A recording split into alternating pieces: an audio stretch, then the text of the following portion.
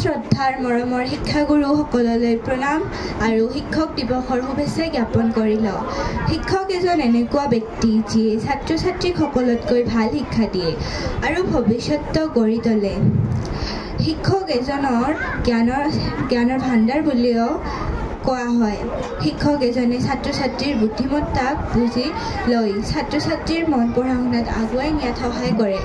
ছাত্ৰ ছাত্ৰীৰ পঢ়া শুনাৰ ক্ষেত্ৰত শিক্ষক এজনে নতুন নতুন কৌশল অৱলম্বন কৰি উদ্যন্ত অমনোযোগী ছাত্ৰ ছাত্ৰীক পঢ়া শুনাত মনোনিৱেশ কৰাব পাৰে।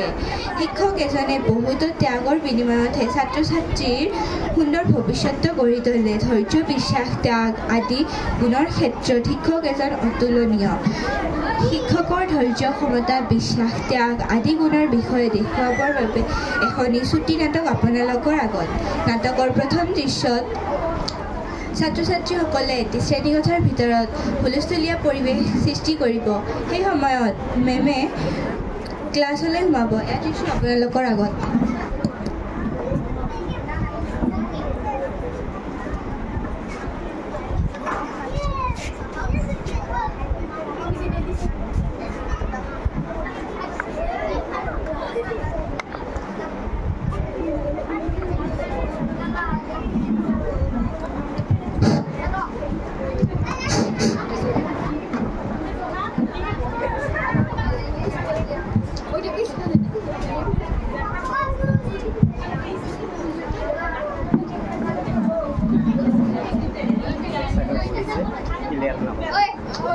নতুন কাপোৰ কিয় বিচাৰে?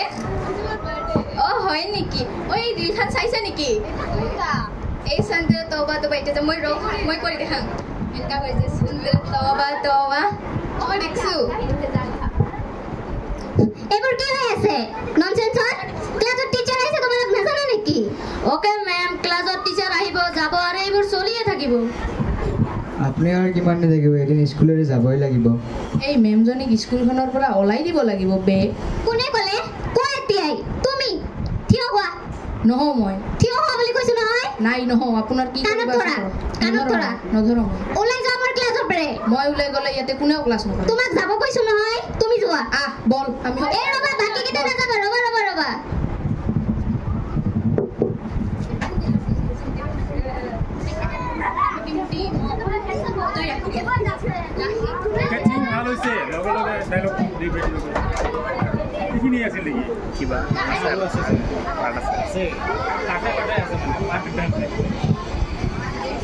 এইবাৰ ছাত্ৰ ছাত্ৰীখিনিয়ে মেমৰ মিছা কমপ্লেইন লৈ প্ৰিন্সিপাল ছাৰৰ ওচৰলৈ যাব। এয়া দৃশ্য আপোনালোকৰ আগত।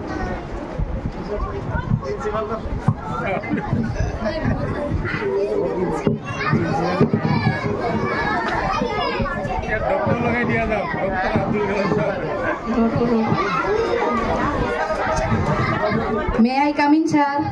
কামিন। তোমালোকৰ কি হ'ল বাৰু? ছাৰ, নতুন মেমজনী আমাৰ লগত মিছবিহেভ কৰিছে। স্যাৰ, মেমজনী যদি আমাৰ ক্লাছ কৰে আমি ক্লাছ নকৰো। মেমজনীক স্কুলৰ পৰা ওলাই দিব লাগিব। হয় নেকি? হ'ব দিয়া, মই ব্যৱস্থা ল'ম। তোমালোকে এতিয়া ক্লাছত যাই ক্লাছ কৰা।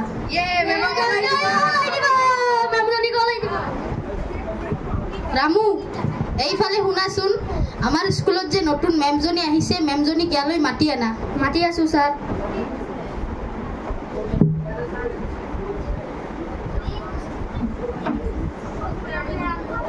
মেম, আপুনি প্ৰিন্সিপাল ছাৰে মাতিছে। বলক। স্যাৰ, আহিব পাৰিমনে? হয়। স্যাৰ মাতিছে মোক। হয়, আপোনাৰ নামত ষ্টুডেণ্টবিলাকে কমপ্লেইন দিছে। স্যাৰ, কি কমপ্লেইন? তেওঁলোকে কৈছে আপুনি বোলে তেওঁলোকৰ লগত মিছবিহেভ কৰিছে আৰু তেওঁলোকক ক্লাছৰ পৰা ওলাই দিছে। মই জানো তেওঁলোকে মোক মিছা কথা কৈছে আৰু তেওঁলোকে বৰ অভদ্ৰ হৈ গৈছে। এতিয়া তেওঁলোকক ঠিক কৰিব লাগে, সেই দায়িত্বটো মই আপোনাৰ হাতত দিলোঁ। হ'ব স্যাৰ, মই এইটো চাম। ইহঁতক কেনেকৈ পঢ়া শুনাত মনোযোগী কৰি তুলিব লাগে এইটো মই চাম দিয়ক। হয়।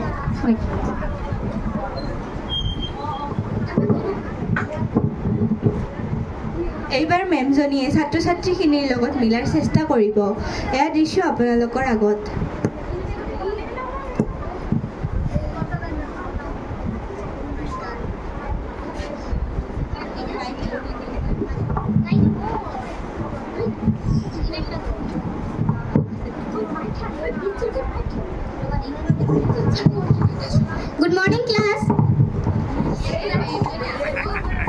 মেমজনী আকৌ আহিলবে এই শুনাচোন কথা এটা মই তোমালোকক আজি পঢ়াবলৈ অহা নাইতো তোমালোকৰ লগত আজি মই গল্প কৰিম হ'ব এই কোৱাচোন তোমালোকে স্কুলত কি কৰিবলৈ আহা ঘৰত থাকলি মা মাৰে সেইকাৰণে স্কুলত আহোঁ স্কুলত আহিলে পইচা পাওঁ লগত গল্প কৰিবলৈ পাওঁ হয় নেকি হয় মেম তোমালোকে ইবিলাক কৰিবলৈ স্কুলত আহা হয় মেম মানে পঢ়িবলৈ নাহা মই হ'ব তেনেহ'লে মই আজিৰ পৰা তোমালোকক নপঢ়াওঁ তোমালোকৰ লগত মই গল্পহে কৰিম হ'ব যদি গল্প কৰোঁ সদায় আহিব পাৰিম নে হয় মেম পাব হ'ব তেনেহ'লে সদায় আহিম আৰু গল্প কৰিম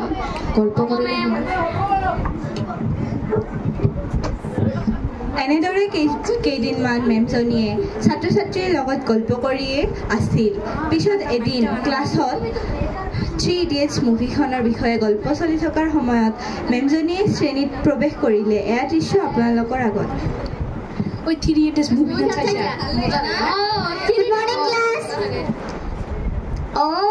মানে তোমালোকে চাইছা হয় মেম আপুনিও চাইছে গোটেইখিনি চাইছা হয় মেম চবেই চাইছা নহয় নেকি হয় মেম কিবা যদি কোৱেশ্চন কৰোঁ এনসাৰ দিব পাৰিবা হয় মেম পাৰিম নহয় মিছা কৈছা হয় মেম পাৰিম হ'ব তেনেহ'লে কোৱাচোন চিনেমাখনত কেইজন বন্ধুৰ বিষয়ে আছিল মেম 3 জন বা বঢ়িয়া আৰু এক্টৰজনৰ নাম কি আছিল আমিৰ খান বাহ ধুনীয়া তোমালোকে দেখোন মনোযোগেৰে চাইছা আৰু কোৱাচোন চিনেমাখনত যে কি আছিল আমিৰ খানৰ নাম কি আছিল ৰাঞ্জো আৰু কুলচুত বাংৰু বা আৰু চিনেমাখনত যে প্ৰিন্সিপাল আছিল এজন তেওঁৰ নাম কি আছিল ডক্টৰ ভাইৰেছ বা গোটেইখিনি চাইছা না হয় মেম চাইছো মানে কি তোমালোকে মনোযোগেৰে চাইছা সেইকাৰণে এনসাৰবোৰ দিব পাৰিছা আৰু যদি তোমালোকে এই মনোযোগটো পঢ়া শুনাত লগোৱা তেনেহ'লে তোমালোকে ভাল ৰিজাল্ট কৰিব পাৰিবা কোৱা হয়নে নহয় হয় মেম আমি আজিৰ পৰা কৰিম তোমালোকে ভালকে পঢ়াৰ চেষ্টা কৰিবা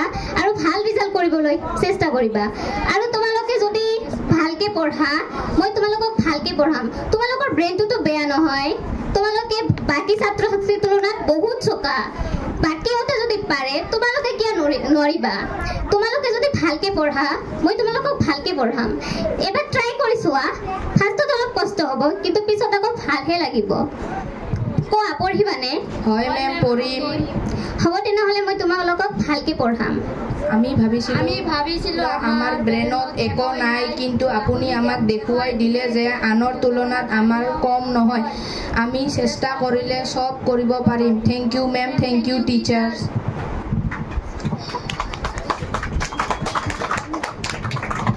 ধন্যবাদ আমাৰ নাটকখন ভালদৰে চোৱাৰ কাৰণে এতিয়া আমি সকলোকে প্ৰণাম জনালোঁ